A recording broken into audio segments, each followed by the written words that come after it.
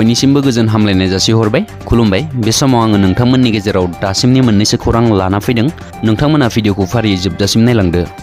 सर्थेबारि पुलिसनि जेयाव गासै 6 जुवादारि दिवालीनि सिगां सर्थेबारि थानानि सिङाव थानाय गुबुन गुबुन ओनसोलफोराव जुवा खेला होबाय थानाय समावनो सर्थेबारि पुलिसा स्रोद सुलुंनिफ्राय खौरां मोननानै जुवानि हेंथायै गोख्रों संदाननानै मोनथाम जायगानिफ्राय गासै 6 जुवादारिफोरखौ एरेस्ट खालामनो हादों। सर्थेबारि थानानि पुलिस अफिसार काकलि पाटगिरिनि दैदेननायाव मोनसे पुलिस हानजाया बे संदाननायाव 3 गथ'जों लोगोसे 6 जुवादारिफोरखौ हमनो हादों होननानै मोनथिना मोननाय जादों।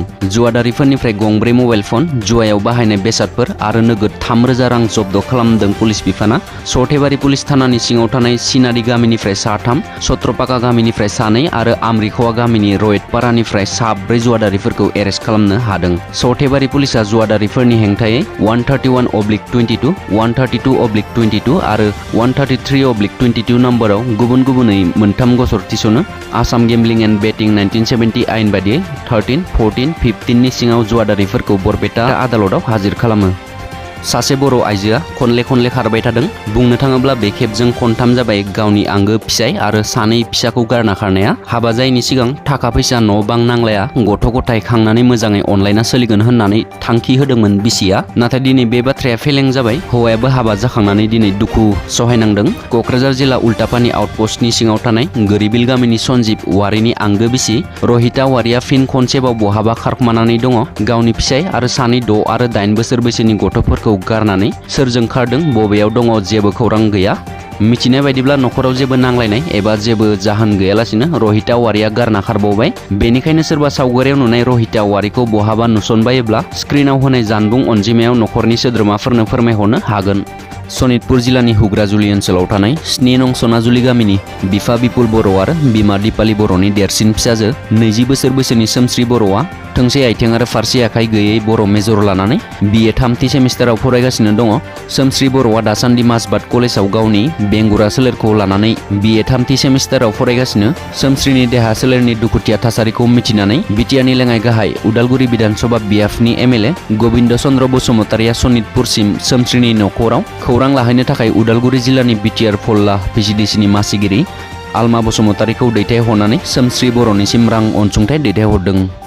बाक्सा आरो बजालि जिल्लानि सिमायाव थानाय हलंबारि दिगजिरायाव AIUDF दोलोआ 41 नं भबानिपुर समस्तिनि सिङाव थानाय सालबारि, रुपहि, रुफाफुलि, रामसातारि बे मोनब्रै PCDCआव प्राइमारि कमिटिखौ दिनै मोनसे सावराय जथुम मेलनि गेजेरजों गोदानै दाफामनाय जादों आरो बे प्राइमारि कमिटि दाफामनाय हाबाफारिजों लोगोसे सरजाबफानानै 2022 इं मायथाइनि मेट्रिक आनजादाव सेथि थाखोआव उथ्रिसार जानो हानाय फरायसाफोरखौ बरायनाय आरो मान बावनाय हाबाफारिखौ लाफानाय जादों।